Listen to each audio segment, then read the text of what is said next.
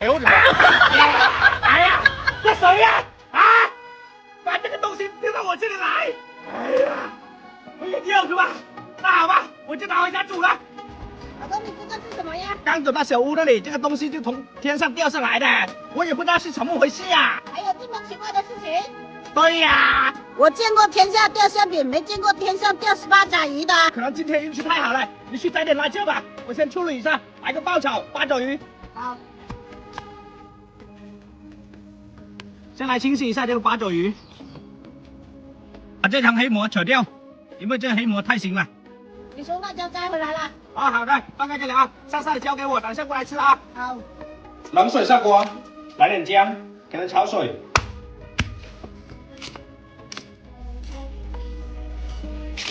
放入八爪鱼、辣椒，